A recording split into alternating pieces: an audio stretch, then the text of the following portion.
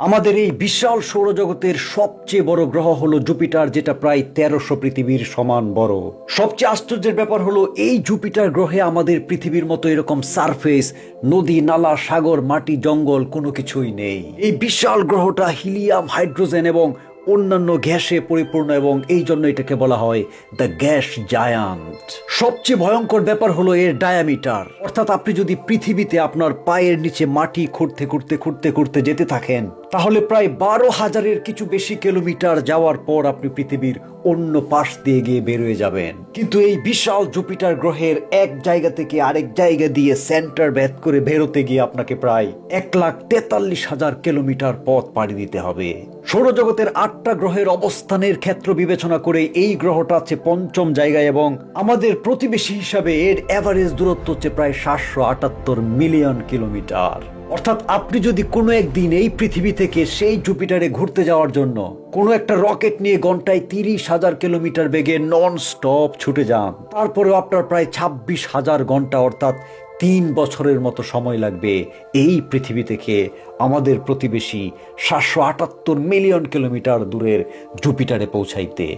সবচেয়ে মজার ব্যাপার হলো আমাদের পৃথিবীর যেমন একটা চাঁদ আছে যেটা আমাদের পৃথিবীকে কেন্দ্র করে ঘুরছে এবং আমরা রূপালী চাঁদের আলোয় কত স্বপ্ন দেখি, ঠিক এই জুপিটারের এরকম 95টা চাঁদ আছে।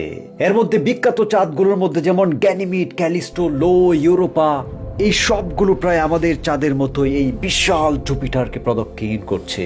তবে এই সব কিছুর ভিতরে এই জুপিটার গ্রহের সবচেয়ে ভয়ঙ্কর ব্যাপার হলো এর টেম্পারেচার।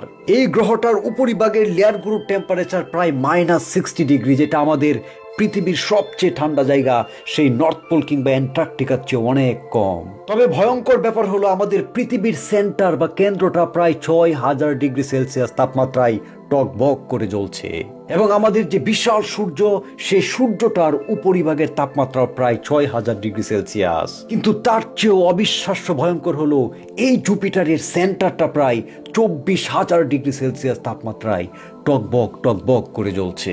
তবে সবচেয়ে আশ্চর্যের ব্যাপার হলো এই জুপিটার গ্রহটা আমাদের এই সৌরজগতের শিল্ড হিসেবে কাজ করছে।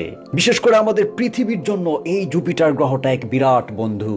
কারণ হলো যে এই যে স্পেসে ঘুরে বেড়ায় বিভিন্ন ধরনের কমেটস এবং অ্যাস্টেরয়েড, যেগুলো প্রায় সময় পৃথিবীর দিকে ছুটে আসে, ঠিক যেভাবে একটা অ্যাস্টেরয়েডের আঘাতে ডাইনোসর জগৎ লন্ডভন্ড এবং ধ্বংস হয়ে গিয়েছিল, এইরকম অসংখ্য কমেটস এবং অ্যাস্টেরয়েডসকে এই বিশাল জুপিটারের যে বিশাল ম্যাস এবং গ্র্যাভিটেশনাল পাওয়ার, সেইগুলো ক্যাপচার করে ফেলে। ফলে আমাদের পৃথিবী অনেক অনাকাঙ্ক্ষিত কমেট কিংবা অ্যাস্টেরয়েডের আঘাত থেকে রক্ষা পায়।